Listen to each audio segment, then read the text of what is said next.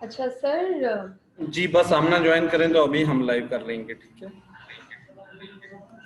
एक second sir मैं आ गई हूँ। आ गई?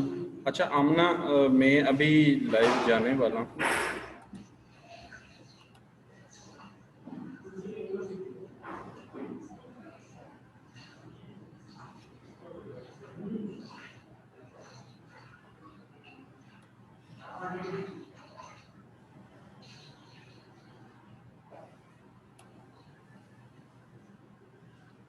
आमना मैं लाइव स्टार्ट करूं? जी सर करना। मुझे होस्ट बना दीजिएगा, स्क्रीन शेयर करिए। ओके आमना, स्टार्ट कर सकती हूँ। ओके, अस्सलाम वालेकुम, this is Amna from 360 digitalize. Basically हमारी कंपनी जो है वो, सबसे पहले तो हमारा काम है स्टूडेंट्स और कंपनीज को कनेक्ट करना। देन सेकेंडली हम उनकी स्टूडेंट्स के सॉफ्ट स्किल्स पे भी काम कर रहे होते हैं ताकि उनको जो भी अपने एम्प्लॉयबिलिटी इशूज़ होते हैं वो सॉर्ट आउट कर सकें। देन हमारे यहाँ बहुत सारे प्रॉब्लम्स होते हैं स्टूडेंट्स को, जिनमें से एक हमारा CV मेकिंग है। उनकी CV अच्छी नहीं होती है but they are really very good in doing different things. तो हम जो है उन पे काम कर रहे होते हैं ताकि उनको हम बता सकें कि yes you have to do this. And then आज का जो हमारा सेशन है that is corporate to connect series. इस सेशन के अंदर एक्चुअली हमारी एक इंटर्नशिप है जिनका नाम मुस्कान ज़हीर है। BS अकाउंटिंग एंड फाइनेंस का इनका बैकग्राउंड है। She has completed her internship from July till September with us, और इनका काफ़ी अच्छा रिस्पॉन्ड रहा है हमें। एंड इंटर्नशिप फेलोशिप प्रोग्राम के अंदर इन्होंने हमें 3 to 4 मंथ्स अपने दिए, जिसमें बहुत पैशनेट तरीके से इन्होंने अपना काम किया है, बहुत ही डेलिब्रेट हार्ड एंड सोल के साथ अपनी टोटल एफर्ट्स उसके अंदर लगाए हैं। So I would like to Muskan connect here and start the presentation. और बाकी I would request all the participants, जो भी आप लोगों की क्वेरीज हो प्लीज़ आप लोग कमेंट सेक्शन में डाल दें। We will take all that in the end. Muskan, hand it over to you. Assalamu alaikum, Amna. First of all, thank you so much for the warm welcome, and I welcome Mr. Babar, Sir Babar too. Okay, first of all, I would like to start with a presentation. Amna, screen share हो रही है आपके पास? जी हो गई है, you can start now. Okay, अस्सलाम वालेकुम everyone. अच्छा, फर्स्ट ऑफ ऑल हम डिस्कस करेंगे कि आज जो है हमारे मीटिंग एजेंडा क्या है। आज हम मिले हैं तो हमारे क्या क्या पॉइंट्स हैं जिसके ऊपर आज मैं बात करने वाली हूँ, ठीक है। फर्स्ट ऑफ ऑल तो है हमारा पर्सनल बैकग्राउंड, ठीक है। उसके बाद एकेडमिक क्वालिफ़िकेशन, एक्सपीरियंस मेरा 360 के साथ कैसा रहा है, अब तक की मेरी क्या जर्नी रही है, इंटर्नशिप में मैंने क्या सीखा है वो मैं बताऊँगी। इसके बाद एंड में जो है हम थैंक्स गिविंग करेंगे, ठीक है। तो सबसे पहले तो हम जो है कंपनी प्रोफाइल से स्टार्ट करते हैं कि 360 digital eyes is basically a digital firm which provide opportunities for to young people, young generation like university students, ठीक है। ना सिर्फ ये कि इसके अंदर जो है सिर्फ एक बंदा जो है डिजिटल बैकग्राउंड से है तो ही वो आके अपनी जो है सर्विसेज यहाँ प्रोवाइड कर सकता है। अगर मैं अपनी बात करूँ तो जो है मेरा बैकग्राउंड इंटायरली डिफरेंट है, ठीक है। मेरा बैकग्राउंड फाइनेंस है और जो कंपनी है वो डिजिटल की है। तो ऐसा बिल्कुल भी नहीं है कि मेरा यहाँ पर जो है एक्सपीरियंस बिल्कुल ही वर्थलेस रहा है, ठीक है। मैंने यहाँ पे बहुत सारी चीज़ें सीखी हैं। सेकेंडली ये कि 360 डिजिटल आइज जो है ट्रेनिंग सेशंस करवाती है, ठीक है। डिफरेंट ट्रेनिंग सेशन कराती है। जैसे अभी इन्होंने रिसेंटली कराया था सीवी मेकिंग के ऊपर कि क्या क्या इम्पोर्टेंस है सीवी मेकिंग की, ठीक है। तो ये यूथ को वो अपॉर्चुनिटीज़ देती है, ठीक है, इंटर्नशिप की अपॉर्चुनिटीज़ देती है, ट्रेनिंग की अपॉर्चुनिटीज़ देती है, ताकि जब वो आएँ और हमारे साथ सीखें, वो एक बेसिकली कॉर्पोरेट एक्सपोजर देती है स्टूडेंट्स को। नेक्स्ट है हमारे पास my profile. I have started my schooling from SMS Aga Khan School.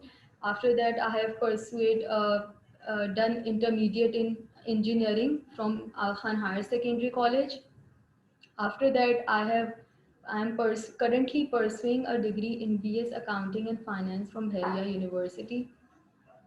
अच्छा मैं अगर अपनी जर्नी बताऊं तो मेरा स्टार्टिंग का जो एक्सपीरियंस था यूनिवर्सिटी का, स्टार्ट के सेमेस्टर थे वो मेरे लिए बहुत ज़्यादा डिफ़िकल्ट रहे हैं, क्योंकि मेरा जो बैकग्राउंड था वो इंजीनियरिंग था, और इंजीनियरिंग से फिर अकाउंट्स की फील्ड में आना, it was entirely a different thing and a different exposure for me. इसके अलावा मुझे बहुत ज़्यादा एफ़र्ट्स लगे हैं कि इस फील्ड में, ताकि मैं जो है अपनी जगह बना सकूं। तो स्टार्टिंग का अगर मैं अपने यूनिवर्सिटी की जर्नी की बात करूँगी तो वो बहुत डिफ़िकल्ट है मेरे लिए, ठीक है। मैंने बहुत सारे ट्रेनर से, इस फील्ड फाइनेंस के ट्रेनर से और स्टूडेंट से सीखा, ताकि जो है मैं अपने जो है कोर्सेज़ में अच्छा गेन कर सकूँ। आफ्टर दैट जब फर्स्ट ईयर मैंने अपना यूनिवर्सिटी का गुजार लिया, ठीक है, फिर मैं इस काबिल हो चुकी थी, मैं इस काबिल हो चुकी थी कि मुझे लगा कि नहीं, अब मुझे जो है कॉर्पोरेट एक्सपोजर लेने की ज़रूरत है, क्योंकि मेरे अकॉर्डिंग जो चीज़ें हम पढ़ते हैं, जो बुकिश नॉलेज हम पढ़ते हैं, ठीक है, वो इंटायरली डिफरेंट होती है प्रैक्टिकलिटी से। हम पढ़ते हैं जो है उसका 10% से हार्डली 20% जो हमें जो है उस पर डिपेक्ट करते हैं, ठीक है, प्रैक्टिकलिटी में। तो हर एक स्टूडेंट के लिए ये बहुत ज़रूरी है कि वो जो है ना सिर्फ बुकिश नॉलेज रखें अपने पास, ठीक है, इट्स अ गुड, नॉलेज होना बहुत अच्छी बात है, ठीक है, अपनी फील्ड में नॉलेज होना बहुत अच्छी बात है, लेकिन वो उस वक्त तक काम नहीं आएगी हमें कि जब हम जो है इसको प्रैक्टिकली कैसे चीज़ें होती है वो चीज़ ना हम देख लें, ठीक है। तो मेरा सबसे पहले तो एम इंटर्नशिप का यही था कि जो है मैं I should gain a valuable and a practical exposure of financial practices, so that I can excel in my future, ठीक है। तो after first year I have applied for the Osaka battery internship programme, ठीक है। वहाँ पर जो है मेरा सिलेक्शन हुआ, मैं फाइनेंस डिपार्टमेंट में थी, ठीक है। मेरे लिए वो फर्स्ट इंटर्नशिप एक्सपीरियंस था, तो आई वॉज वेरी नर्वस, लेकिन उसके बाद जो है मैंने बहुत सारी यहाँ पर चीज़ें सीखी हैं। मैंने जो है यहाँ पर सॉफ्टवेयर सैप पर काम किया है, ठीक है, ओसेट्स के ऊपर काम किया है। यहाँ पर मैंने बेसिकली देखा है कि पूरा एक, since Osaka was a manufacturing industry, ठीक है, तो मैंने पूरा फाइनेंस के अंदर ये बैकग्राउंड देखा है कि कैसे एक इनवॉइस जनरेट होने से लेकर कैसे उसकी पेमेंट होती, the whole process of finance मैंने यहाँ पर देखा, और कोशिश की कि मैं जो है उसके अंदर अपना बेस्ट दे सकूँ, ठीक है। तो first was I have applied in Osaka batteries. After that ये टेनोर मेरा समर्स में था, जब बेसिकली समर्स में हमारी हॉलीडेज होती हैं, तो मैंने वहाँ पे अप्लाई किया। Second, I was selected in Byco Pakistan. Byco Pakistan is a petroleum comes under the petroleum sector. So अगर मैं यहाँ का एक्सपीरियंस बताऊँ तो it was entirely different if I am comparing it with the other organization, क्योंकि बाइको में जो मैंने चीज़ें सीखी हैं वो वॉज ऑफ एक्स्ट्रा ऑर्डिनरी, ठीक है। सबसे बेस्ट थिंग जो थी इसके अंदर वो था सैप, जिसके ऊपर मैंने काम किया है। मैंने ये देखा है कि एक इनवॉइस किस तरह जनरेट होती है, क्या क्या चीज़ें आती है इनवॉइस में, रेट पर यूनिट, एवरीथिंग, जो चीज़ें एक फाइनेंस प्रोफेशन में होनी लाजमी है, ठीक है, वो मैंने वहाँ पर देखा है। उसके बाद मेरा सेकेंड ईयर मैंने जो है 2 जगह पर अपना एक्सपीरियंस गेन किया। Third, I have applied for 360 digital eyes, अपने जो है यूनिवर्सिटी के इंक्यूबेशन सेंटर की तरफ, ठीक है। जब मैंने यहाँ पर अप्लाई किया 360 के लिए, तो वो एक डिजिटल बैकग्राउंड था, ठीक है। Company was is a digital form और मेरा कम्प्लीटली डिफरेंट बैकग्राउंड था, तो मेरे लिए ये एक बहुत अजीब सा एक्सपीरियंस था स्टार्ट में, क्योंकि मैंने कुछ सोचा एक्सपेक्ट एज सच नहीं किया था, क्योंकि मेरी फील्ड से इंटायरली डिफरेंट थी। लेकिन जब मेरा फर्स्ट इंटरव्यू हुआ, ठीक है, उसके अंदर मैंने पूरा कंपनी का मॉडल, उन्होंने मुझसे कहा था फर्स्ट इंटरव्यू में कि जो है आपको पूरा मॉडल बनाना है, ठीक है। तब मेरे पास कोई एक्सपीरियंस नहीं था इस किस्म का, या मैंने पहले कभी भी फाइनेंशियल मॉडल कहीं का डिज़ाइन नहीं किया था। लेकिन फिर जो है मैंने डिफरेंट जगहों से, ठीक है, सर्चिंग वगैरह की और देखा कि एक मॉडल किस तरह बनाते। तो मैं जो है उस मॉडल को भी शेयर करना चाहूँगी, जो मैंने फर्स्ट मेरा जो टास्क था 360 के साथ वो मैंने किया।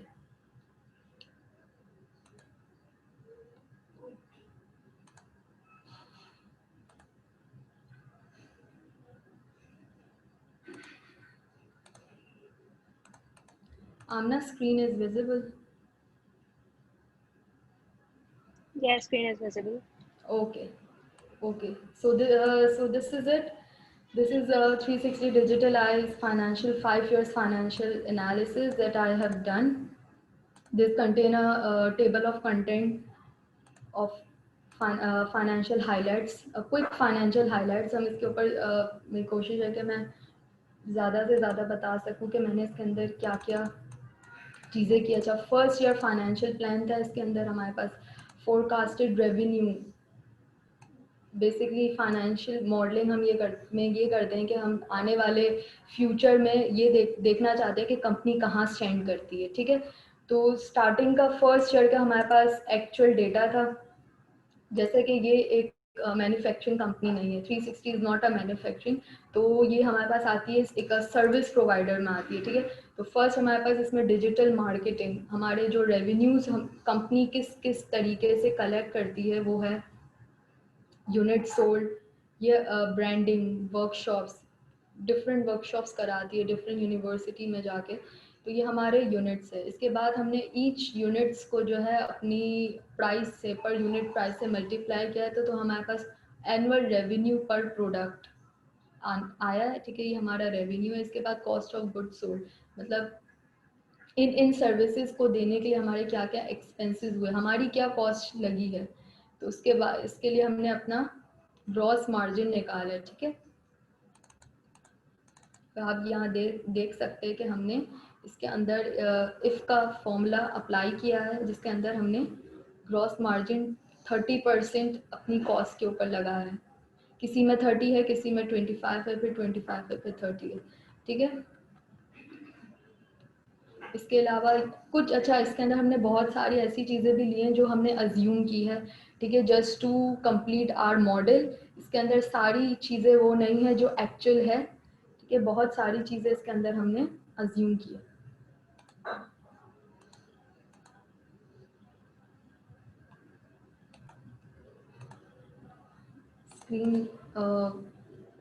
स्क्रीन शेयर हो रही है, राइट? स्क्रीन शेयर हो रही है, आप कंटिन्यू रखो। ओके। अच्छा, इसके अंदर अच्छा हमने फिर नेक्स्ट टैक्स रेट, इन्फ्लेशन और डिफरेंट रेट्स लगाए हैं। ये हमारे इनपुट्स हैं जो हम आगे जाके देखेंगे कि मॉडल में हमारे पास इस बेसिस के ऊपर हमने बेसिकली मॉडल फोरकास्ट किया। ये मैं एक शॉर्ट ग्राफिकल टूल की मदद से हमने जो है इसका पूरे मॉडल का ग्राफिकल व्यू दिया है, ताकि हमें ये पता चले कि ग्राफिकल टूल की मदद से हम किस तरह इसको देखना चाह रहे हैं, just to make it more presentable. अगर फर्स्ट हम ग्राफ को देखेंगे कि तो हमारे पास यहाँ पे total liability plus total equity का रेशियो है कि किस तरह फर्स्ट ईयर में कंपनी ने किया, सेकंड में किस तरह जो है कंपनी ग्रो हुई, फिर आगे जाके थर्ड में, फोर्थ ईयर में, 5 ईयर में। तो basically it's a 5 year plan. Next is total asset, current asset and non current assets plan, first year, second year, third year, fourth year and so on. फिर हमारे पास expenses है। अच्छा, कैसे कैसे fifth year में हमारे पास ज़ाहिर है हम डिफरेंट वर्कशॉप्स अरेंज करा रहे हैं, ठीक है। तो उसके बाद जैसे जैसे हमारे वर्कशॉप हो रहे हैं, तो उसके अगेंस्ट हमारे पास कौन सी कॉस्ट है जो इनकर हो रही है। तो इसका हमने एक शॉर्ट अपकमिंग ओवरव्यू दिया है। साथ ही साथ नेट इनकम हमारी किस रेशो से बढ़ रही है वो हमने बताया।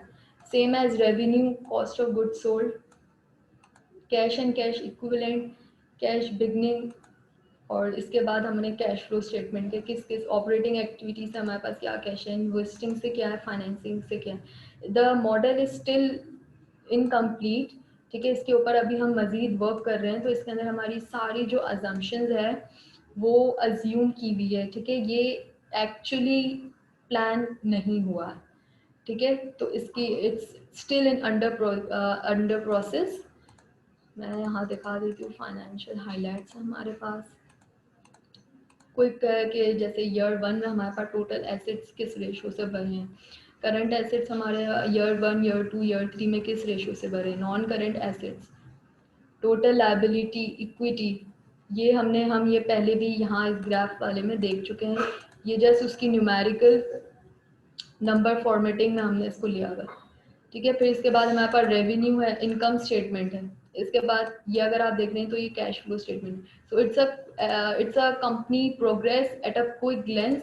अगर हम देखें कि इनकम स्टेटमेंट में इसके अंदर हमने पूरा प्रॉपर ब्रेकअप दिखाया हुआ है कि रेवेन्यू हम किस क्या क्या तरीके हैं जिसकी मदद से जो है कंपनी रेवेन्यू कलेक्ट कर रही है अपना।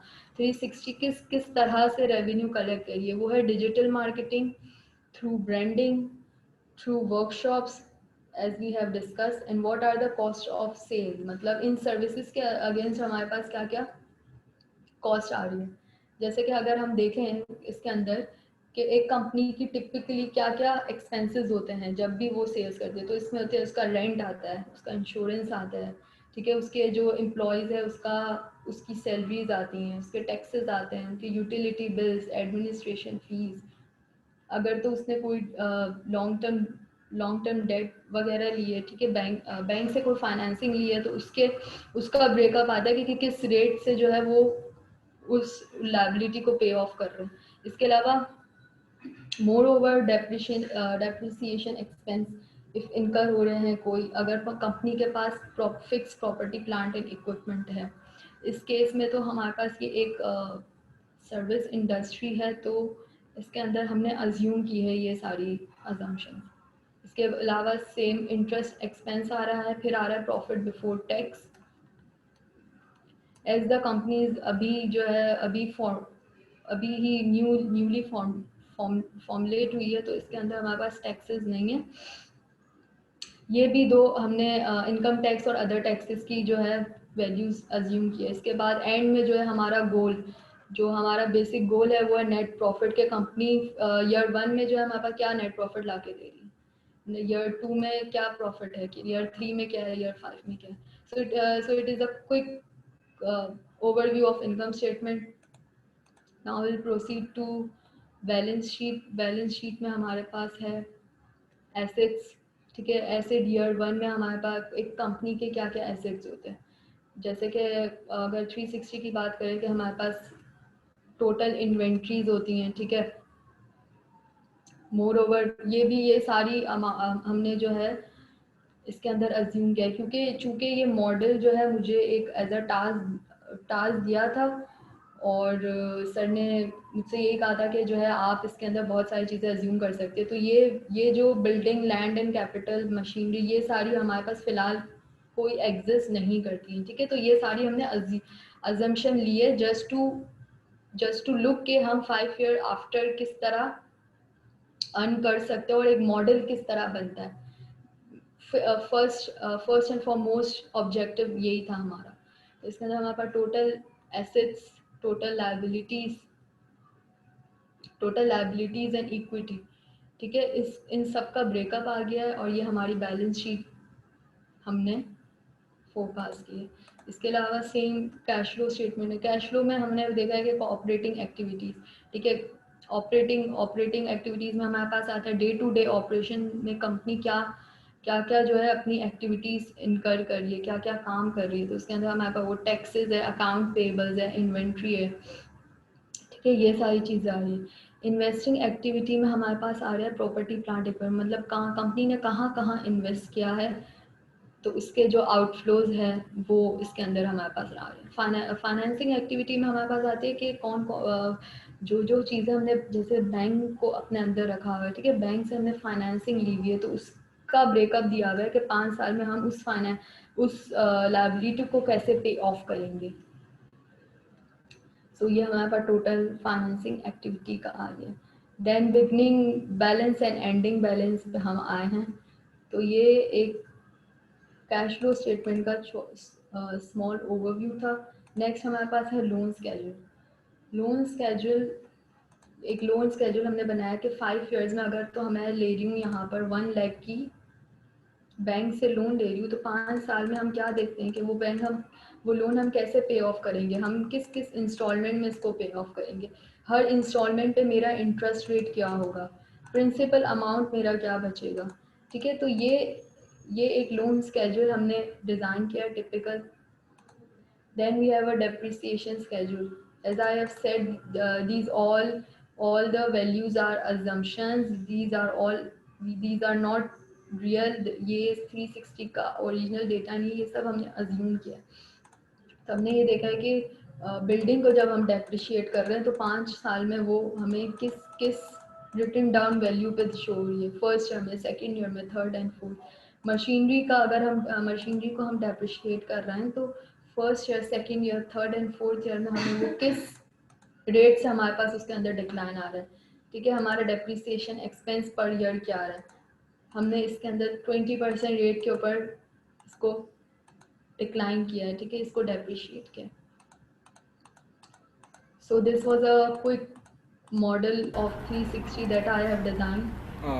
मुस्कान, इसको बंद कर लें, 2-3 क्वेश्चन मेरे हैं और उसके बाद इंशाल्लाह आपसे आपकी प्रोग्राम होस्ट आमना क्वेश्चन लेंगी। अच्छा मुस्कान, आपने ये मॉडल जब बनाना स्टार्ट किया, आपने अपने कोर्स के अंदर डिफरेंट टाइप्स के मॉडल्स तो ज़रूर बनाए होंगे, लेकिन इस तरह का टास्क नहीं BBA या BS फाइनेंस में पढ़ाया जाता, ज़्यादातर कोर्स के पार्ट नहीं है।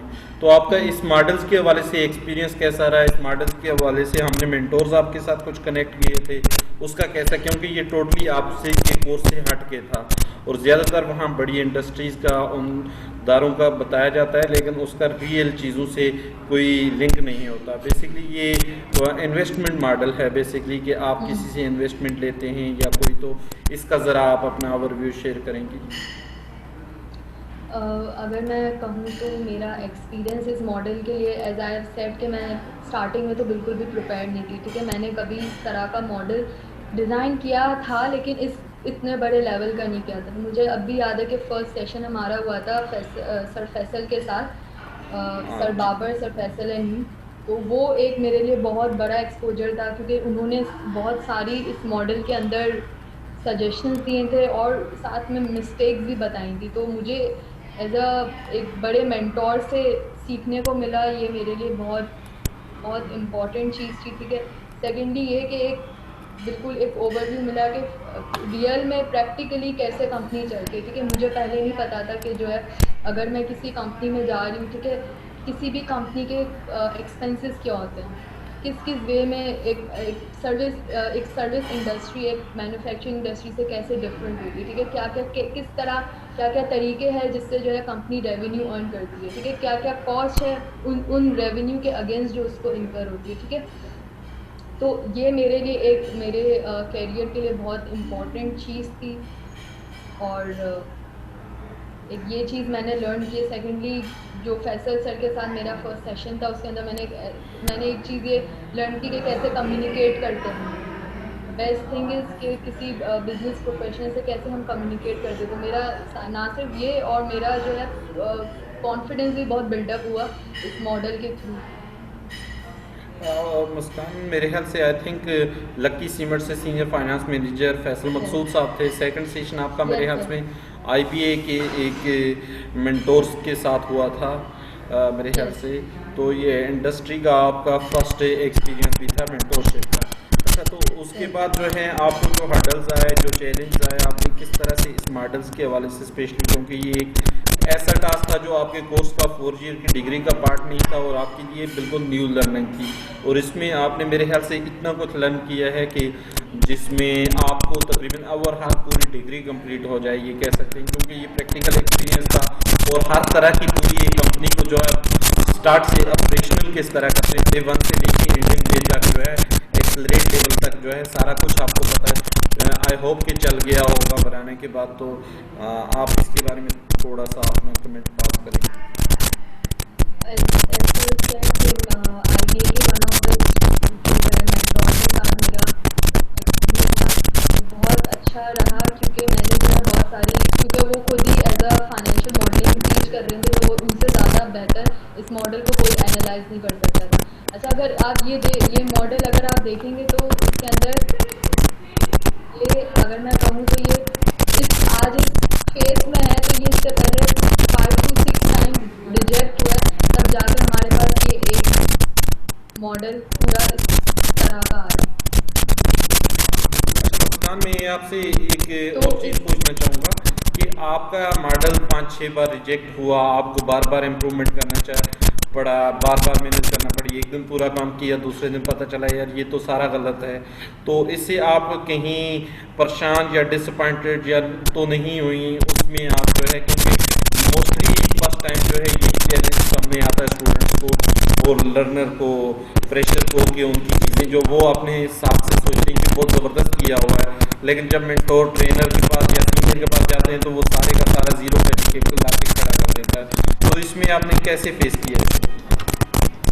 अच्छा, फर्स्ट तो ये था कि हम जो है अब तक बुकिश चीज़ें ही पढ़ते, ठीक है। फाइनेंस में भी मैंने सारी जो है प्रैक्टिकली कुछ होते हुए नहीं देखा। यूनिवर्सिटी अगर लेवल की मैं बात करूँ, सारे स्टूडेंट्स की अगर मैं बात करूँ तो जैसे ही जब मैंने ये मॉडल फर्स्ट अपना, मुझे याद है कि मैंने सर फैसल और IBA के जो वन ऑफ द मेंटोर से जब डिस्कस किया था, तो उन्होंने तो वो इसको फर्स्ट में ही रिजेक्ट कर दिया था, ठीक है, क्योंकि उन्होंने कहा था कि इसके अंदर बहुत सारी इम्प्रूवमेंट की नीड है। फिर उसके बाद इन्होंने बाकायदा मुझे कुछ मेरे साथ मॉडल्स शेयर किए, ठीक है, तो वो एक मेरे लिए बहुत बड़ा अच्छा out of the box experience था, क्योंकि जब तक आप कोई चीज़ खुद बनाते नहीं हैं उस वक्त तक आप ये नहीं कह सकते कि उसका कैसा आपका एक्सपीरियंस रहा है या आपने क्या लर्न किया है, ठीक है। तो एज वो कहते हैं ना कि 10 बार आप रिजेक्ट होते हैं, उसके बाद जाके जो है एक चीज़ जो है फिनिश बाय प्रोडक्ट उसका बनकर सामने निकलता है। मैं अब भी कहूँगी कि इसके अंदर और मज़ीद इम्प्रूवमेंट की नीड है, लेकिन जितना मैंने यहाँ पर सीखा है शायद ही कहीं और किसी ऑर्गेनाइजेशन में मैं सीख सकूँ। और एक और चीज़ कि ड्यू टू कोविड हमारे पास तो एक बहुत बड़ा बैरियर और एक बहुत बड़ी रिस्ट्रिक्शन थी कि हम फिज़िकली जाकर नहीं कर सकते थे, लेकिन उसके बावजूद जिस तरीके से इन्होंने ऑनलाइन वे में ही जो है ट्रेनिंग्स ऑर्गेनाइज की, ठीक है, मीटिंग्स बुलाई और मेरे साथ बहुत कोऑपरेट किया, तो वो मेरे लिए एक different out of the box चीज़ थी कि फिज़िकली तो मैंने बहुत जगह इंटर्नशिप की, लेकिन ऑनलाइन रहते हुए भी जो है आप अगर आपकी इतनी हार्ड वर्किंग है और अगर आप इतने हार्ड वर्क हो तो आप ऑनलाइन भी जो है इस चीज़ का एक्सपोजर ले सकते हैं। सो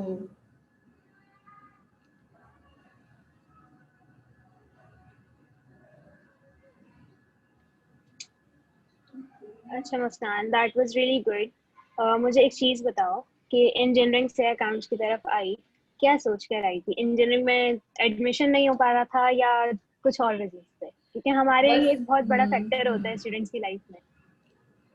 मेरा इंजीनियरिंग बैकग्राउंड था और सेकेंडली आई हैव टू, मुझे कोई ऐसी फील्ड था जहाँ पर जो है मैथ्स ज़्यादा इन्वॉल्व हो, ठीक है, तो I love to work with numbers.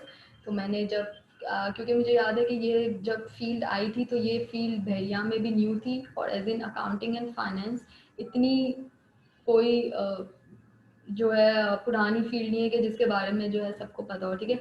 तो ये एक न्यू फील्ड थी, तो मैंने फिर जो है इसकी डिफरेंट कैरियर काउंसलिंग करवाई कि इस फील्ड में अगर मैं जाऊंगी तो आगे किस तरह का एक्सपोजर है। तो जब मैं गई फर्स्ट ईयर में, जैसे मैंने कहा कि मेरे लिए बहुत डिफ़िकल्ट हुआ था और फिर जो है आगे आगे मज़ीद मैं जो है लर्न किया मैंने, ठीक है, यहाँ वहाँ इंटर्नशिप की, लेक्चर्स लिए, तो उससे जो है मेरी स्किल्स खुद ही पॉलिश हो गई। तो एक ये रीज़न यही था कि जो है किसी ऐसी फील्ड में जाना था जहाँ पर जो है मैथ्स इन्वॉल्व हो और सो ठीक है। अच्छा, 360 डिजिटलाइज के साथ जो एक्सपीरियंस रहा वो कितना अच्छा था और कितना बुरा था? ओके। अच्छा, 360 डिजिटल के साथ जो मेरा एक्सपीरियंस रहा है, मैंने माइलस्टोन्स में इसको बयान किया है अपनी प्रेजेंटेशन में, तो वो तो ये 3 माइलस्टोन्स में मैं इसको जो है कन्फाइन कर रही हूँ कि ये 3 माइलस्टोन्स मैंने अचीव किए हैं इस इंटर्नशिप पे। सबसे पहले तो है कम्युनिकेशन। मैं ये समझती हूँ कि हम चाहे हम किसी भी प्रोफेशन में हो, ठीक है, कोई भी प्रोफेशन हो, लेकिन अगर कि कोई स्टूडेंट कम्युनिकेट नहीं कर सकता, कोई भी पर्सन कम्युनिकेट नहीं कर सकता, तो वो बिल्कुल भी बेमायनी है उसका उस चीज़ में, अगर वो अपना बेस्ट भी कर दें, क्योंकि अगर वो चीज़ आप मार्केट ही नहीं कर सकते और अपनी वो चीज़ आप कम्युनिकेट ही नहीं कर सकते अपने कोवर्कर से, अपने बॉस से, तो वो जो है बहुत बहुत बड़े आगे नुकसानात हो सकते हैं उसके।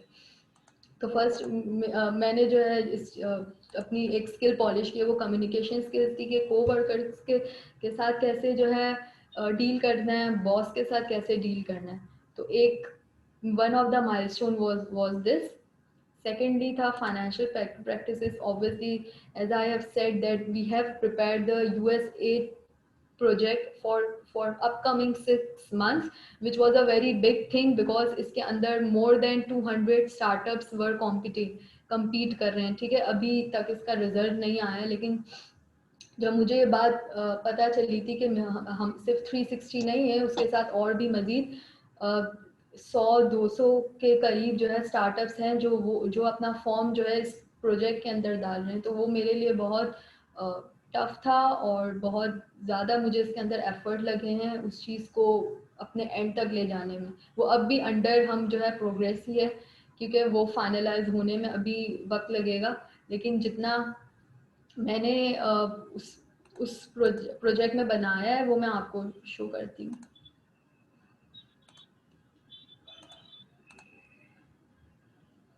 Okay, so this was the project जिसके अंदर हमारे पास देख सकते हैं कि यूएसएड समिया प्रोजेक्ट के नाम से एक फाइल है जिसके अंदर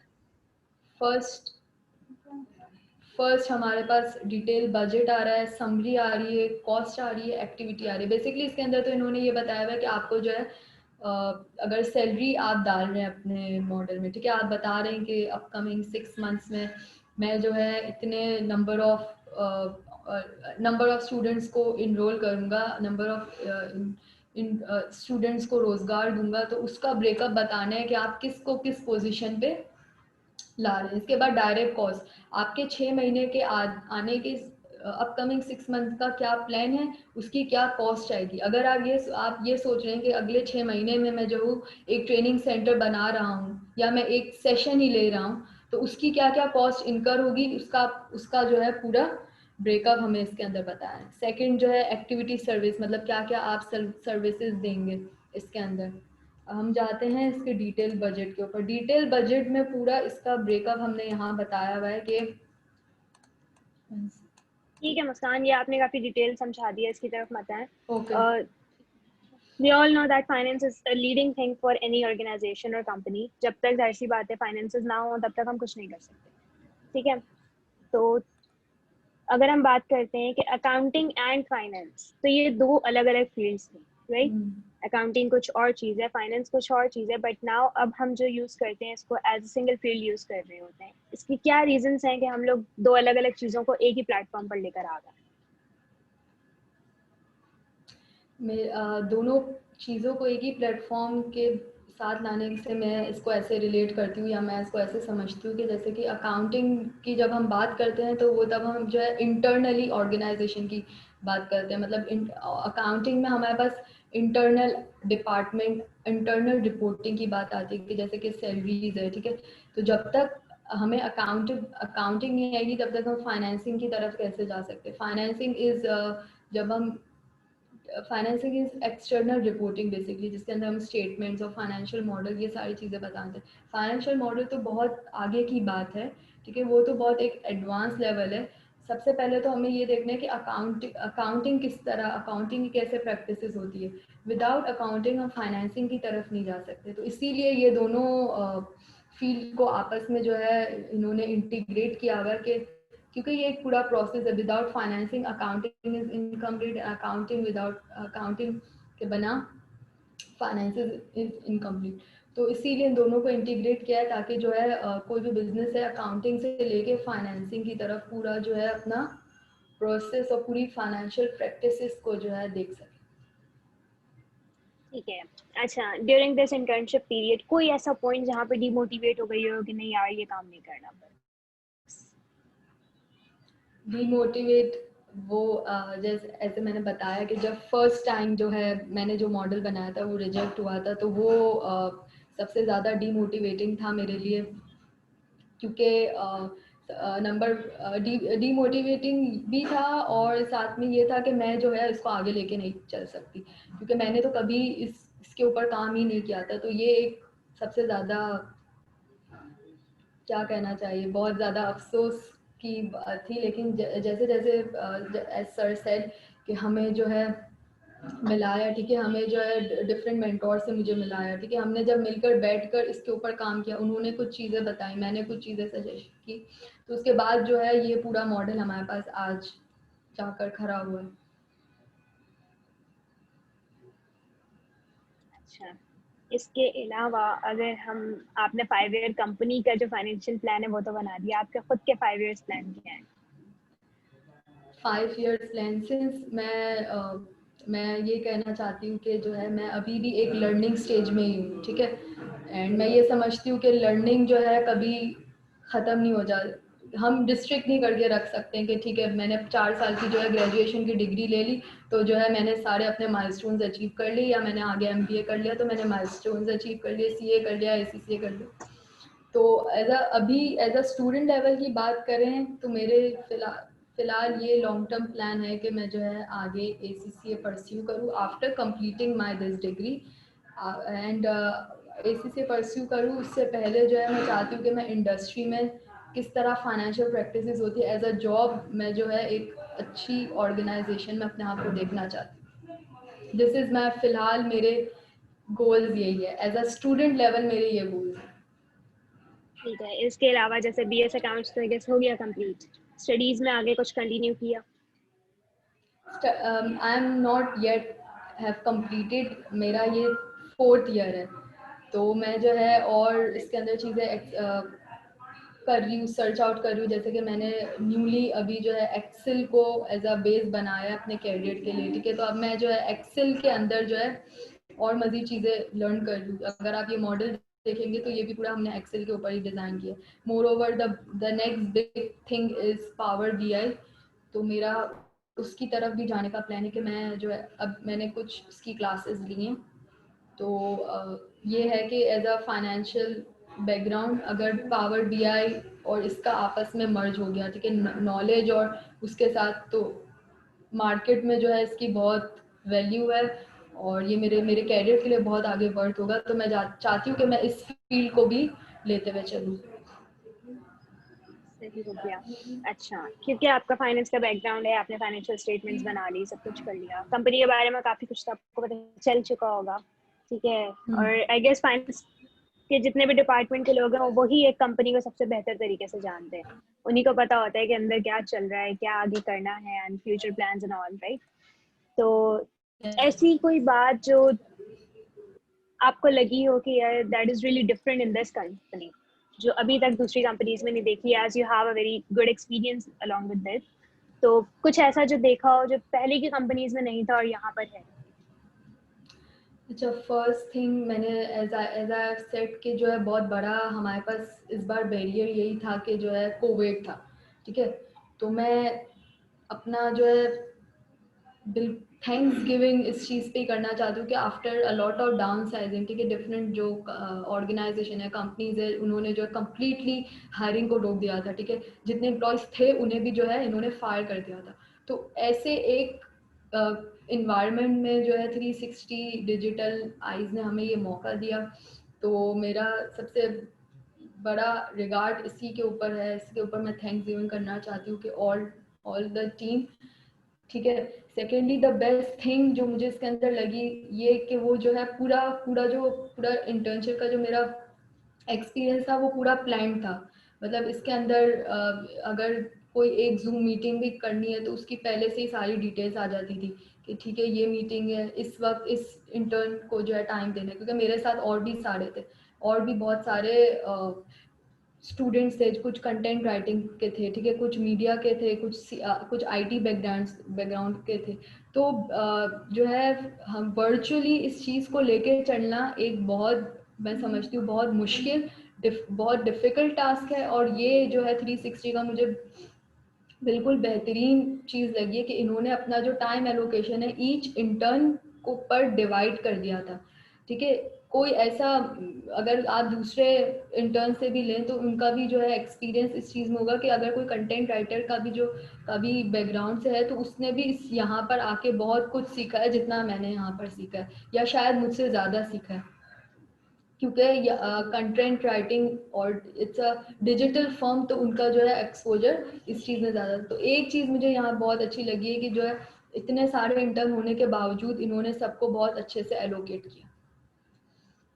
अच्छा ठीक है, इतने सारे इंटरेंट्स को उन्होंने बहुत अच्छे से एलोकेट कर लिया, सब ठीक है। बट अगेन वही बात है मेरी, कोई ऐसी बात जो तुमने स्पेशली सीखी हो, जो सिर्फ यहीं से सीखी हो अब तक और आपको कहीं भी ये चीज़ नहीं मिली कि हाँ मेरा एक ये वाली स्किल थी जो मेरी यहीं आकर पॉलिश हुई है? Confidence building for sure. अगर आप देखें आज इस सेशन की ही आप बात ले लें तो इससे पहले तो ये मेरा ख्याल में मुमकिन ही नहीं था। एक तो वैसे भी due to corona and due to covid scenario कि हमें जो है डिजिटल की तरफ आना पड़ा, ठीक है। तो दैट्स अ बिग थिंग कि मैंने पहले कभी इस तरह जो है वर्चुअली आके मीटिंग्स नहीं ली, वर्चुअली एज अ सेशन मेरे लिए कोई सेशन जैसे आज करवाया गया है वो सेशन मैंने कभी नहीं लिया। तो ये this was the extra ordinary जो है वर्दी था मेरे लिए, क्योंकि हमेशा जो है फिज़िकली ही मुझे जो है इंटर्नशिप कहीं भी की है जहाँ, तो वो एक फिज़िकली इन्वायरमेंट से मैंने डील किया है। वर्चुअली मैं कभी नहीं सोचा था कि ठीक है वर्चुअली भी जो है हम इतना ग्रो अप कर सके, इतना बिल्डअप कर सकते हैं।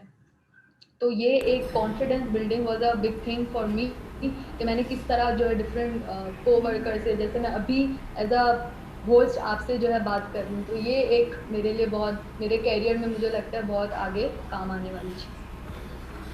जी अस्सलाम वालेकुम, मैं भी अवेलेबल आ गया हूँ, तो आपका कोई क्वेश्चन हो तो ऑडियंस भी ले सकते हैं। मेरे ख्याल में कुछ ऑडियंस भी हैं, तो किसी भी ऑडियंस ने अगर क्वेश्चन लेना है तो हमें बता दें, हम माइक अनम्यूट कर देंगे। जी हम ले सकती हैं आप क्वेश्चन। अच्छा मुस्कान, मुझे एक बात और बताओ कि जैसे ड्यूरिंग दिस पेंडेमिक हम लोग टोटली एक डिजिटल वर्ल्ड की तरफ आ गए, तो क्या लगता है कि पाकिस्तान में इस चीज़ का फ्यूचर क्या होने वाला है? मेरा ख्याल में कि मैं ये समझती हूँ कि आफ्टर मतलब 21st सेंचुरी अगर हम अभी प्रोजेक्ट फोकस करें कि आगे जाके जो है डिजिटल ही चीज़ें सारी हो जाएंगी, कोविड ख़त्म भी हो जाता है तो उसके बाद सारी जो है, अगर हम देखें वेस्टर्न में देखें, ठीक है, हर जगह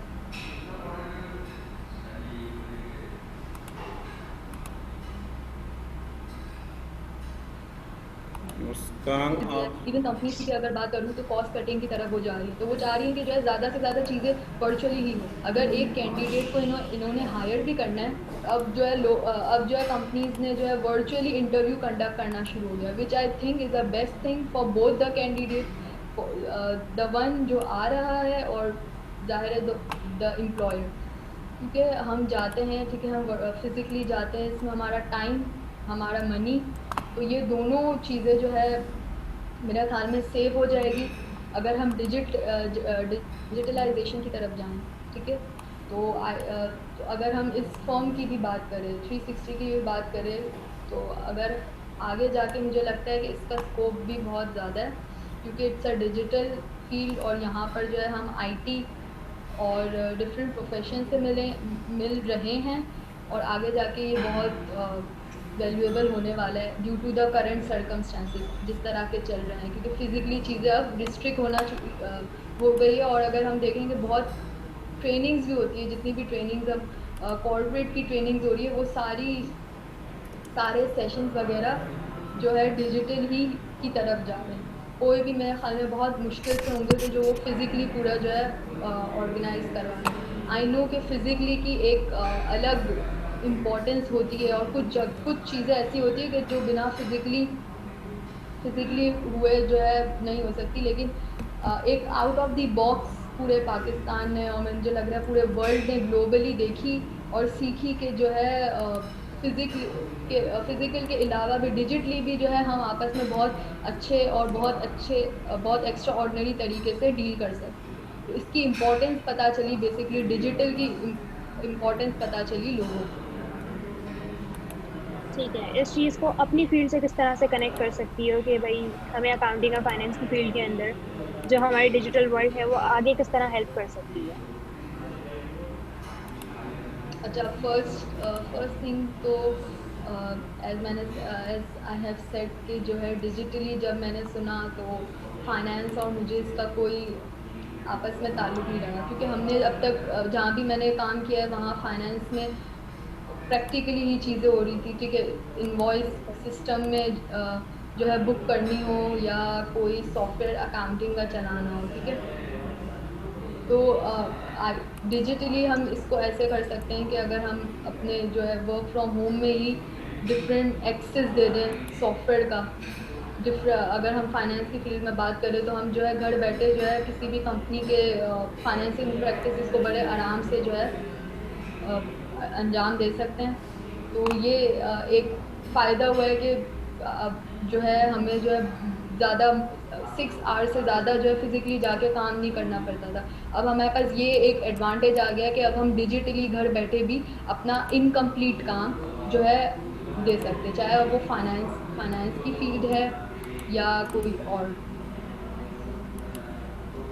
अच्छा, अब जो हमारे यंगस्टर्स इस फील्ड के अंदर है उनके लिए कोई मैसेज?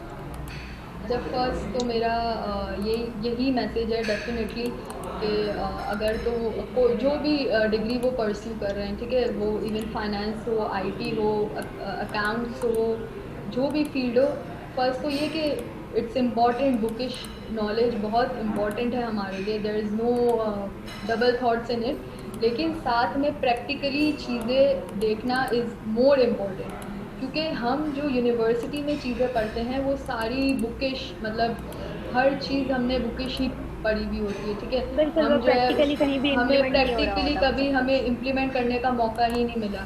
मेरा सजेशन एक यूनिवर्सिटी से भी यही और एक मेरा शिकवा भी उनसे यही है कि भाई हमें जो है वहाँ पर फिज़िकली या कोई, मैंने कभी जो है कोई अकाउंटिंग सॉफ्टवेयर वहाँ नहीं सीखा। अगर मैं एग्जांपल दूँ तो मैंने वहाँ पर भी कोई अकाउंटिंग सॉफ्टवेयर नहीं सीखा। फिर अगर सिर्फ हम ये नॉलेज के साथ जब हम मार्केट में जाते हैं, ठीक है, तो फर्स्ट एम्प्लॉय आपसे पहली चीज़ यही कहता है कि आपका एक्सपीरियंस क्या है। तो वो एक्सपीरियंस कैसे आएगा? एक्सपीरियंस सिर्फ ये तो नहीं ना किताबों से मैंने 10 चीज़ पढ़ ली तो मेरे पास एक्सपीरियंस आ गया। प्रैक्टिकली चीज़ें इंतहाई डिफरेंट होती है, मैंने खुद ये जो है चीज़ विटनेस की है। तो मेरा यही एक मैसेज है कि अगर आप जिस भी डिग्री में हो, जो भी डिग्री आप परस्यू कर रहे हो, प्रैक्टिकली आप जो है अप्लाई करें, आप इंटर्नशिप पे अप्लाई करें, ठीक है। मुझे भले जो भी, मैं ये नहीं कह रही कोई स्टार्टअप हो या कोई बड़ा ऑर्गेनाइजेशन, ठीक है, स्मॉल स्टेप लेने से ही जो है आप अपने बड़े बिग ऑर्गेनाइजेशन के ड्रीम्स है उनको पूरा कर सकते हो। तो स्मॉल बिल्कुल। स्टार्टअप हो या कोई भी हो, मैं तो ये कहती हूँ कि स्टार्टअप में जो है हमें ज़्यादा सीखने को मिलता है। जैसे मेरा एक्सपीरियंस रहा है 360 के साथ, मेरा ज़्यादा एक्स्ट्रा ऑर्डिनरी एक्सपीरियंस रहा है एज़ कम्पेयर टू जब मैं कंपेयर करूँ इसको ऑलरेडी वेल नोन ऑर्गेनाइजेशन से। तो ये एक डेफिनेटली सबके लिए एक एडवांटेज होगा कि अगर वो इस तरह की इवन यहाँ भी अप्लाई करें, ठीक है, उन्हें डिफरेंट टास्क दिए जाएंगे, वो 10 चीज़ें सीखेंगे, 10 बार रिजेक्ट होंगे, लेकिन एक न्यू लेवल और एक आफ्टर एक रिस्पॉन्सिबिलिटी और एक मास्टर हो जाएंगे अपनी जो भी फील्ड हो। बिल्कुल, rejection is the first step towards success. सीखेंगे, 10 तो बार रिजेक्शन को रिजेक्ट एक्सेप्ट होंगे, करनी सीखनी लेकिन पड़ती है। एक न्यू लेवल और एक तो आफ्टर अगर एक किसी का रिस्पॉन्सिबिलिटी अब और कोई एक क्वेश्चन है सो द मास्टर हो पर्सन जाएंगे कैन अपनी जो टेक। भी फील्ड। बिल्कुल, rejection is the first step towards success और एक्सेप्ट करनी सीखनी पड़ती है। अच्छा, तब तक मुस्कान आप मुझे ये बताओ कि through out the internship period आप स्टडी हमारी टोटली अवेलेबल रही हो? Sorry, I excuse can not me here sir, you. आपका वॉल्यूम खुला हुआ है, उसकी वजह से बहुत डिस्टॉर्शन आ रहा है। Thank you. हाँ मुस्कान, मैं ये पूछ रही थी कि इंटर्नशिप के पीरियड के अंदर आपका जितना भी टाइम आपने गुजारा है, 8 to 10 वीक्स होंगे आई गेस, तो उसमें हमारी टीम आपके साथ बिल्कुल इन्वॉल्व रही थी।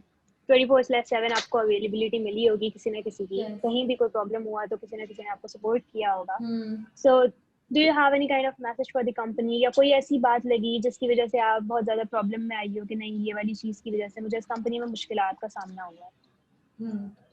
मुश्किलात एज इन कुछ यही एक बैरियर यही है ना डिजिटल का, कि जो है जब हम मीटिंग करते हैं, हम जूम पे करें, हम टीम्स पे करें, हम जहाँ भी करें, तो एक यही है कि इंटरनेट कनेक्टिविटी कभी बीच में से, जैसे मुझे भी याद है कि हम सेशन ले रहे थे, ठीक है, और उसके बीच में से कनेक्टिविटी का जो है इशू फेस करना होता है, ठीक है। इसके अलावा अब मुझे नहीं याद कि कभी जो है अवेलेबिलिटी सर बाबर की ना हुई हो, मैंने किसी चीज़ के लिए इनसे पूछा और इन्होंने ना बताया हो। इवन अगर इनके पास खुद वक्त नहीं होता तो वो मुझे किसी ना किसी मेंटोर के साथ जो है इन्वॉल्व कर देते हैं, और जो है मुझे उनसे गाइडलाइंस दे देते हैं और सिखा देते हैं कि आपको जो है आगे इनके साथ, इन्हीं के साथ काम करना है। तो मुझे एज अ अवेलेबिलिटी का कोई इसमें फैक्टर नज़र नहीं आया। सजेशन मेरा यही है कि जो है आपको चाहिए कि आप लोग जो है अपना वेब और बड़ा करें, ठीक है, अपना नेटवर्क और बड़ा करें। आज 2-3 यूनिवर्सिटीज़ है आपके अंडर। मैं चाहती हूँ कि आपके पास इंशाल्लाह पूरे पाकिस्तान से जो है डिफरेंट यूनिवर्सिटी है उनके स्टूडेंट्स आए, इंटर्नशिप करें, ताकि जो है उन्हें इस बात की अहमियत पता चले। क्योंकि इंटर्नशिप में आके ये नहीं है कि सिर्फ जो है आपको जो है बैठना है और जो है आपको सिर्फ एक लेटर से मतलब है, ठीक है। एग्जैक्टली। आप जब मार्केट में जाएंगे तो एम्प्लॉयर आपका सिर्फ लेटर नहीं देखेगा, वो आपसे पूछेगा कि आपने कहाँ काम किया है और कैसे काम किया। तो उस चीज़ का जवाब तभी होगा कि जब आपने पहले ही कहीं काम किया हुआ होगा। तो ये मेरा यही सजेशन है कि आप इसी तरह और ज़्यादा से ज़्यादा स्टूडेंट को मौका दें और ज़्यादा रिक्रूट करें, ट्रेनिंग सेशन कराएं, ठीक है, both physically and online too. और ज़्यादा से ज़्यादा यूनिवर्सिटीज़ में जाके स्टूडेंट्स को अप्रोच करें, ताकि हमारे पास एक बड़ा जो है नेटवर्किंग हो जाए और ज़्यादा से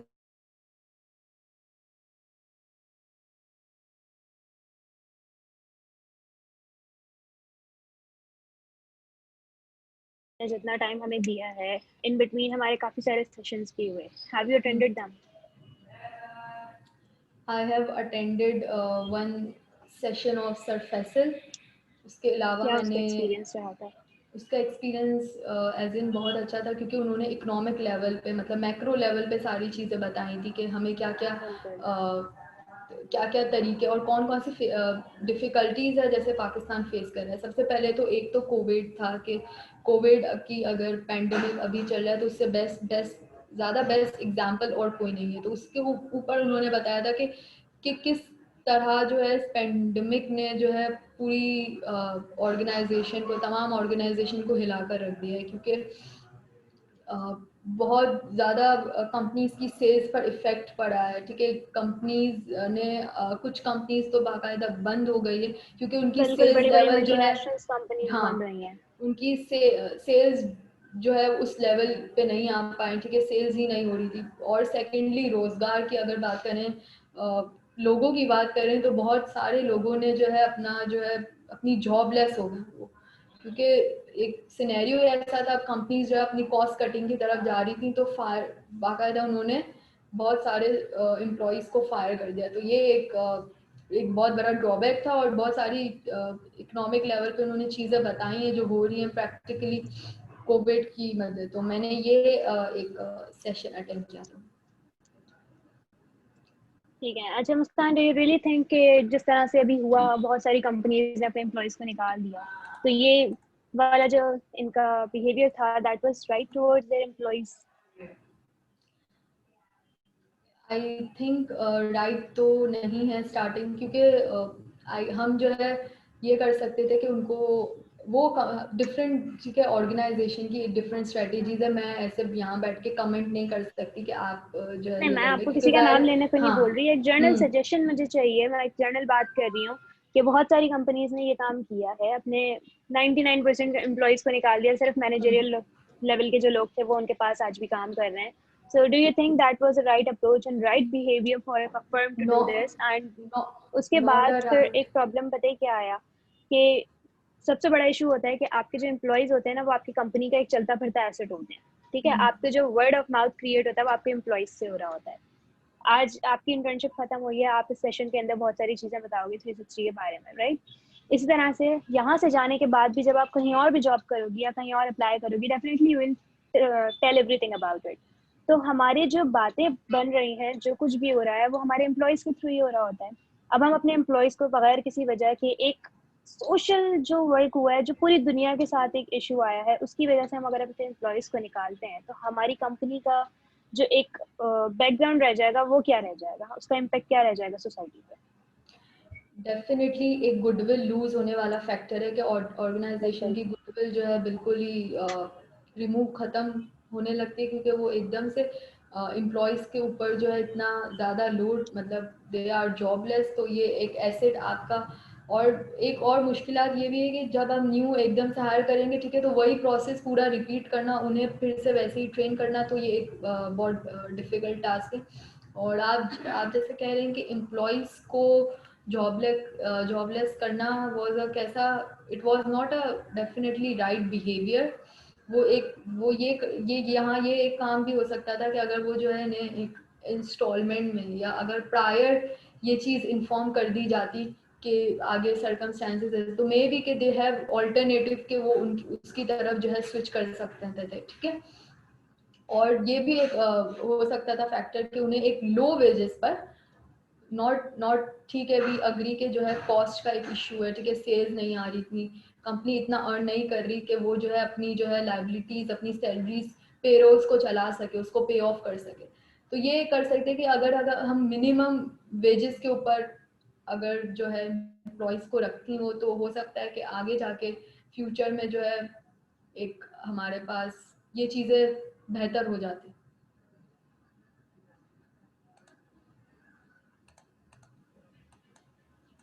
ठीक है।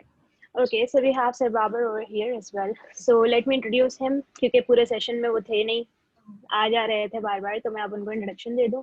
He is actually the CEO of our company 360 Digitalize, and the second branch is 360 Socialize that is working for social purposes. Digitalize के अंदर हम लोगों के पास टोटली डिजिटल वर्क्स हो रहे हैं। हमारे web designing, web development, employability skills, soft skills, हर चीज़ के ऊपर हम लोग काम कर रहे होते हैं। एंड आई गेस अब तक हम लोग ड्यूरिंग दिस पेंडेमिक हम मोर देन 150 सेशंस करवा चुके हैं, जिनमें सर बाबर का बहुत अच्छा रोल रहा, और हमने डिफरेंट प्रोग्राम्स के अंदर भी होस्टिंग करवाई, राइट? सो सर बाबर, आप कुछ कहना चाहेंगे इस बारे में?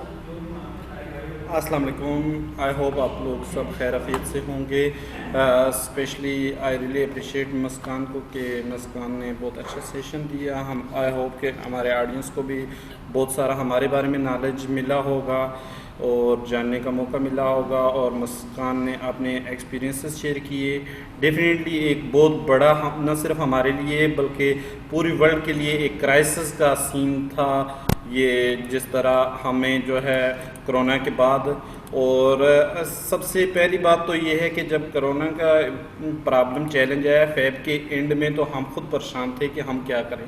एक टाइम पे हमने सोचा हम भी क्लोज हो जाते हैं, जिस तरह नंबर ऑफ़ कंपनीज़ ने अपना सब कुछ बंद कर दिया, हर चीज़ बंद हो गई। फिर हमने सोचा यार हम तो डिजिटल कंपनी, अगर हम बंद कर देंगे तो नॉन डिजिटल ऑर्गेनाइजेशन का क्या बनेगा, हम तो डिजिटली कर सकते हैं। फिर हमने इनिशिएटिव लिया, अल्लाह का नाम ले कि हमें अपनी टीम को ऑन बोर्ड लिया। सब ने कहा, तकरीबन हमारी 99% टीम ने कहा कि बिल्कुल ओके, हम घर से काम करने के लिए रेडी हैं। हमने कनेक्टिविटी के कुछ इश्यूज सॉल्व किए, किसी को डेटा पे, बहुत सारे हमारे साथ स्टूडेंट्स काम कर रहे होते हैं, वॉलंटरी कर रहे होते हैं, सोशल इंटर्नशिप कर रहे होते हैं, उनके पास डेटा के इश्यूज़ होते हैं, हमने उनको मैनेज किया, कहीं बैलेंस दिया, कहीं लोड दिया, कहीं डेटा सर्व किया, तो उन्होंने स्टार्ट किया।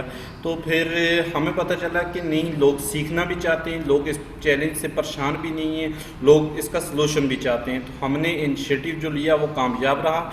उसका सबसे बड़ा एक्सपीरियंस ये था कि न सिर्फ कामयाब रहा बल्कि हमारे किसी एक भी क्लाइंट लूज़ नहीं हुआ, बल्कि हमारी जो सेल्स हो रही थी, जो रेवेन्यू जनरेट हो रहा था, वो उतना ही रहा।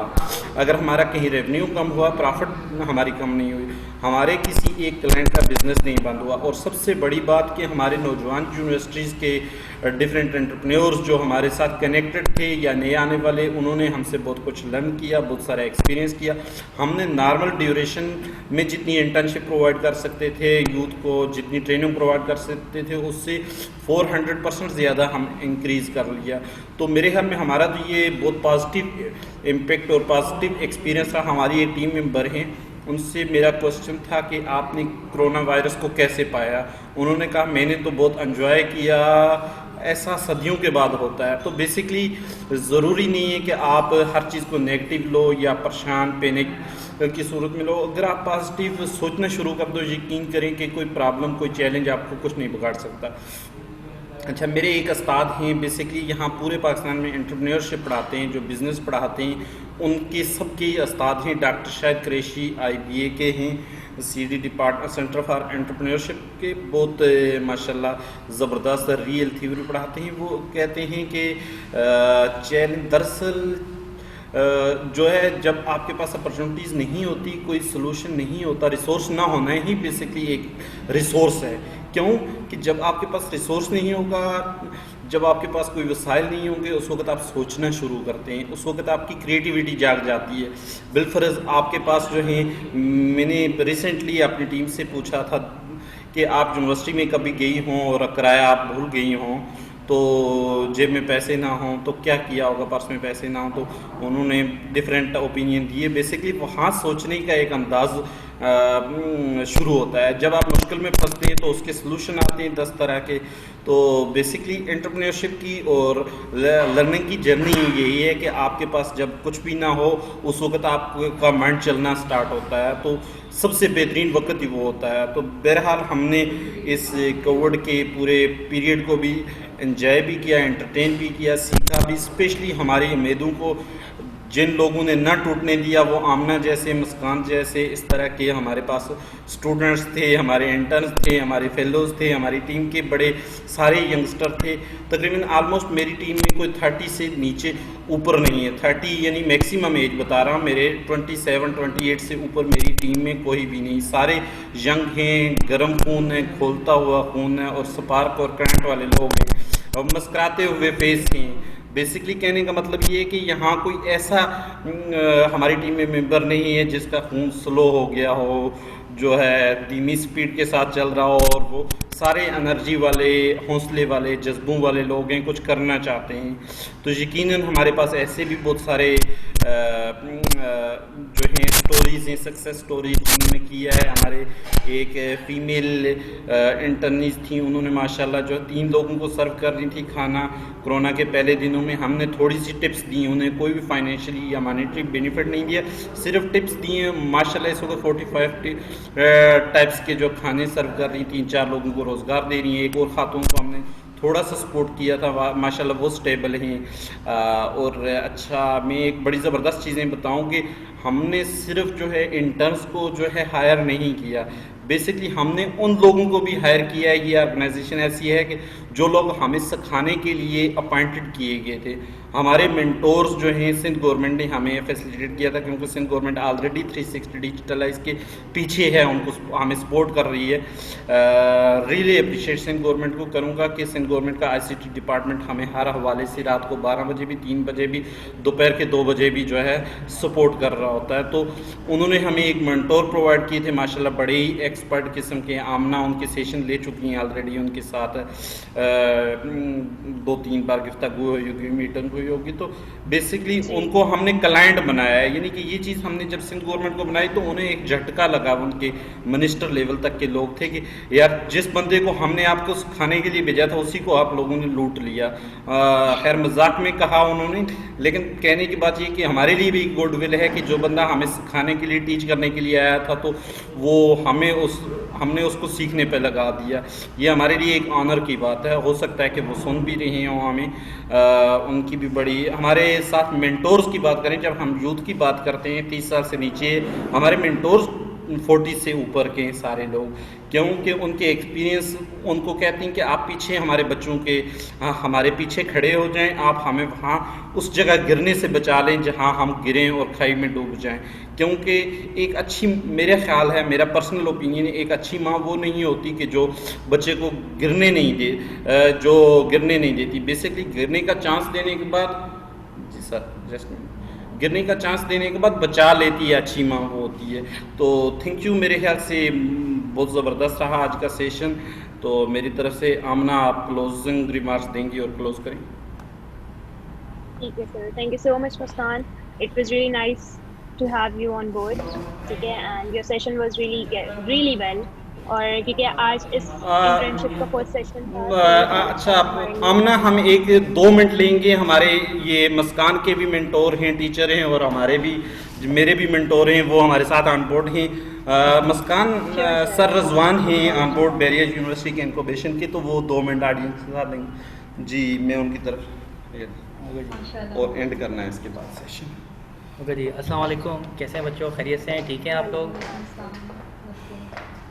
और कैसे रहा आप लोगों का माशाल्लाह पूरा ये सेशन और ये पूरी ट्रेनिंग, और उसके बाद माशाल्लाह आज आप लोग जो है इस वक्त सबके सामने लाइव मौजूद हैं अपने एक्सप्रेशन शेयर करते हुए और अपने एक्सप्रेशन के साथ अपना एक्सपीरियंस शेयर करते हुए। क्योंकि मुस्कान का मुझे इसलिए याद है कि बीच में कोविड के दिनों में इनसे हमारी बातचीत हुई थी, याद है बेटे? तो हमने कहा इंशाल्लाह कुछ देखते हैं। फिर उसके बाद मैं, क्योंकि आपको पता है कोविड की वजह से वो पूरी मेरी फैमिली इन्फेक्ट हो गई थी, तो फिर हम बीच में डिस्कनेक्ट रहे, फिर आए, फिर उसके बाद हुआ। और अभी जितने लोग हमें देख भी रहे हैं कि देखिए बेटे बात सारी यही होती है कि you have to try your best and the rest you have to leave in the hands of Allah सुब्हानहू तआला। ये कोशिश आप करें, बाकी अल्लाह ताला ही करते हैं। क्योंकि मुझे मुस्कान का इसलिए पता है कि इनके लिए जो है, अगर आपको याद हो इधर देखना है उधर देखना है, सर हमने कुछ करना है, भाई हमने कहा भाई ये हमारे पास ऑप्शंस अवेलेबल है मल्टी नेशनल्स के लिए, हम कोशिश कर सकते हैं। लेकिन कोविड की वजह से उनके बहुत सारे जो टॉलेंस हो गया, और उसके अलावा जो हमारे पास कंपनीज जैसे श्नाइडर इलेक्ट्रिक हो गया जो कि मल्टी नेशनल कंपनी है, तो उन्होंने हमें यही कहा था कि सर हमने तो अभी फ़िलहाल अपने कोविड के अंदर ऑपरेशंस बंद किए हैं। बहरहाल, और अभी बस मैं यहाँ पे जो लोग अभी हमें सुन रहे हैं लाइव या बाद में सुनेंगे, या जो हमारे साथ हैं उनके साथ बस मैं क्लोजिंग नोट इस तरह से शेयर करूँगा कि है तो वो बेसिकली एक रेक्टिफिकेशन जॉब, यानी कि इस्लाही जॉब जो आपके साथ यहाँ शेयर करूँगा वो ये है कि एक शख्स होता है बहरहाल, और एक बादशाह होता है। बादशाह ऐलान करता है अपनी सल्तनत में, सर अगर ज़्यादा तो मैंने कहा इस्लाही जॉब है जो कि एक नेशन बिल्डिंग के लिए इस्तेमाल हो सकता है। तो जिसके अंदर जो है वो कहता है कि अगर कोई भी शख्स मेरे मरने के बाद बादशाह हुजूर के मुताबिक एक रात जो कब्र में मेरे साथ जो है वो गुजारेगा तो आधी सल्तनत उसको दे दूँगा। बहरहाल पूरे शहर में ऐलान हो जाता है भाई कौन है वो शख्स जो एक रात मरने के बाद इनके साथ गुजारेगा। एक शख्स आया था इंतहाई गरीब, कुछ नहीं उसके पास, हल्का सा बस नीचे जिस्म पे कपड़ा बना हुआ, हाथ में एक उसके पास घास काटने वाला औजार जिसके ऊपर हल्की सी ऊपर एक जंगालू लोहा और नीचे लकड़ी। वो आया था बादशाह हुजूर के पास, कुछ नहीं है, ना घर है, ना बार है, ना बीवी बच्चे, बैंक कुछ बैलेंस नहीं है, कुछ भी नहीं है, बस ये छोटा सा जिस्म पे कपड़ा और ये औजार है। चुनाचा कुछ अर्सा गुजरता है, बादशाह साहब का जो है वो इंतकाल हो जाता है। अब चूँकि इंतकाल होता है तो वादे के मुताबिक उस शख्स को कहता है कि आइए बादशाह साहब के साथ ज़रा लेट जाएँ कब्र में। वो कब्र में लेट जाते हैं। फिर होता कुछ यूँ है कि फरिश्ते आते हैं सवाल जवाब करने के लिए। तो वो कहते हैं यार ये तो बादशाह तो मर गया, कहाँ जाएगा, इससे थोड़ी देर में सवाल पूछते हैं, जिंदा किससे सवाल पूछते हैं, हाँ भाई हिसाब शुरू किया जाए। वो शख्स कहता है जी ज़रूर बिल्कुल करें, मेरे पास तो कुछ है ही नहीं। देख रहे हो जी, मेरे पास तो कुछ है ही नहीं, मैं तो इंतहाई गरीब गुरबा हूँ, शुरू करो जो करना है। और उन्होंने कहा यार ये बताओ जो ये औजार है इसके पीछे जो ये लकड़ी लगी ये कहाँ से ली है ज़रा बताइए। सोच में पड़ जाता है, सोचता रहता है, सोचते सोचते खैर तो हो जाती है। वज़ीर आते हैं, ये खोल के कब्र खोलते हैं। जैसी कब्र खुलती है वो शख्स भागना शुरू कर देता है। वज़ीर कहता है रुको रुको कहाँ भाग रहे हो, आधी सल्तनत पड़ी है। वो भागता है भागते भागते पीछे मुड़ के कहता है एक लकड़ी का तो हिसाब दे नहीं सका, आधी सल्तनत का हिसाब कौन देगा। The moral of the story is that if you need to rectify, if you understand that what you have done here in this world, you have to give explanation what you have done if your single act. तो बताइए, कोई गलत करने का सोचेगा नहीं, हर शख्स ईमानदारी से काम करेगा, कहीं कोई चोरियां नहीं होंगी, कहीं कोई डाके नहीं पड़ेंगे। अगर हर शख्स को इनफरादी means individually they just got rectification and they got realise that I have to be not answerable enough towards maybe 10 years, 15 years, 55 years, 60 years, more than 100 years. ठीक है ना, एक 10 साल 20 साल हमें नहीं पता हमारी उम्र कितनी है, क्योंकि जब से ये कोविड का सिलसिला आया है तो उस वक्त तो आप अपनी एजेस के बारे में सोच ही नहीं सकते, क्योंकि कोविड के अंदर 2 साल के बच्चे से लेके 70, 80 क्या 100 साल के लोग तक इन्फेक्ट होकर अल्लाह मियाँ को प्यारे हुए हैं। ठीक है, और उसके अलावा ये तो कोई टाइम ही नहीं, हार्ट अटैक तो कभी भी आ जा सकता है, किसी को भी आ सकता है। इवन हमारी इसी बैरियर यूनिवर्सिटी में 2 साल पहले फाइनल ईयर का स्टूडेंट था और इसी तरह से उसको हार्ट अटैक हुआ और उसका इंतकाल हो गया। क्लास में उसकी तबीयत ख़राब हुई, हॉस्पिटल लेके गया, उन्होंने कहा भाई तो हार्ट अटैक आया था एंड इज़ नो मोर। मकसद मैं क्या बता रहा हूँ, मैं तो कहीं और जा ही नहीं रहा, मैं अपने उन जानने वाले बच्चों का बता रहा हूँ कि जो बिल्कुल हिट एंड फिट थे, कोई तसव्वुर नहीं, बस ठीक है हार्ट अटैक आ गया। इस तरह टीचर्स को भी आया था, लेकिन ठीक है वो माशाल्लाह सर्वाइव कर गए, ठीक है। इस तरह के 2-3 टीचर्स मैं जानता हूँ यूनिवर्सिटी के, कि उनको यूनिवर्सिटी के अंदर ही अटैक स्टार्ट हुआ। तो कहने का मकसद ये है कि nobody nose that what your time comes, और मलिकुल मौत के आ जाए भाई टाइम हो गया चलें। तो दैट्स वाई हर शख्स जब अपना चाहे स्टार्टअप हो, चाहे वो इंटर्नशिप हो, चाहे कोई भी एस्पेक्ट से वो काम कर रहा हो, अगर वो ये सोचेगा कि मुझे ज़रूरी नहीं है अपने बॉस को जवाब देना है, मुझे ज़रूरी नहीं है कि किसी को जवाब देना है, उसको ये है कि मुझे अल्लाह को जवाब देना है अपने उस काम के बारे में। और जिस शख्स के बारे में, जैसे बाबर भाई के लिए मुस्कान कह सकती है जी थैंक यू वेरी मच, एक अपॉर्चुनिटी दी, एक लाइव एक्सपीरियंस दिया, एक हमसे काम लिया जो आगे मेरे प्रोफेशनल जो भी कैरियर है उसका हिस्सा बने। तो डेफिनेटली कहने का मकसद ये है कि ये एक पूरा इसका पार्ट होगा। तो बस इन दी एंड लाइन यही टैग लाइन है कि जो करें जिसके लिए करें ये सोच के करें कि आपको जवाब देना है, ठीक है। अगर बॉस बाबर भाई हो तो उसके लिए, लेकिन आखिरत का सोचते हुए कि हमने इंसाफ के साथ काम करना है, जो काम करना है ये सोच के कि उसका हमने जवाबदेह होना है। तो thank you very much, now it's over to you and again thank you very much for the Babar sahab and he invited at the moment and he just said that you have to give some last word. So I think that would be the wonderful word for my self. इससे बेहतर अल्फाज हो नहीं सकते कि हम मौत को याद रखो और जो काम कर रहे हो उसको अल्लाह के लिए याद रखो। Thank you very much and now it's over to you sir. Thank you so much for the warm words, thank you so much. Thank you really, मेरे लिए भी और मेरे ख्याल में मस्कान के लिए मैं ऑनर की बात है कि मस्कान को सर रिजवान ने रिकमेंड भी किया था शायद, और आज मस्कान के आखिरी दिन पे यानी कि एक नई जर्नी स्टार्ट होगी। मस्कान को हम रिलीज़ नहीं कर रहे, तो मस्कान हमारी टीम का पार्ट होगी। तो मस्कान के लिए ये भी अच्छी जर्नी है, स्टार्ट से एंड तक जो है सर रिजवान मस्कान के पीछे खड़े हैं। तो जी हम क्लोजिंग साइड पे जाएँ। मस्कान अगर कोई रिव्यू देना चाहे, कोई फीडबैक देना चाहे तो मैंने देखा अपना मुंह छुपा लिया sir. No sir, actually very strange कि आप जो है अभी आपसे मुलाकात हुई इस तरह इस मौके पर जहां हम ज़्यादा बात भी नहीं कर सकते। बस thank you so much for the warm words. इंशाल्लाह मैंने डेफिनेटली ये कोई एंड नहीं था मेरे तौर पे, सिर्फ एक लेटर ले लेना इंटर्नशिप पर। मैं नहीं समझती कि मेरी जर्नी ख़त्म हो गई और मेरा इस ऑर्गेनाइजेशन से कोई ताल्लुक़ नहीं है। इंशाल्लाह आगे भी ये प्रोजेक्ट के हम ऊपर वैसे भी काम कर रहे हैं, तो इंशाल्लाह ये लॉन्ग टर्म जब तक है तब तक ज़रूर, जब तक ये हमें रखना चाहें तब तक हम यहाँ काम करने को तैयार। Thank you so much sir Rizwan, sir Babar and Amna for today's wonderful session. मैंने एक नेक्स्ट लेवल और एक आउट ऑफ द बॉक्स चीज़ें सीखी, क्योंकि इससे पहले मैंने कभी कोई सेशन लिया नहीं, लाइक मेरे ऊपर कोई सेशन नहीं हुआ। तो ये एक डेफिनेटली बहुत मेरे लिए एक्स्ट्रा ऑर्डिनरी था, क्योंकि सिर्फ आके सिर्फ पढ़ाई की बातें करना तो वो चीज़ नहीं है। जैसा मैंने कहा कि कम्युनिकेशन स्किल्स जो जिस तरह बिल्डअप करनी है वो इसी तरह इस तरह के स्टेजेस पर ही हो सकती है। तो thank you so much once again 360 and team. Thank you so much Muskan for being with us and thank you so much Sir Rizwan for being with us. आपको यहाँ होना हमारे लिए बहुत अच्छा रहा and Sir Babar thank you very much for being there. अपने इतने सारे busy schedule में से हमारे लिए थोड़ा सा अपना टाइम निकाल लिया and the session was really helpful for all of us. Thank you.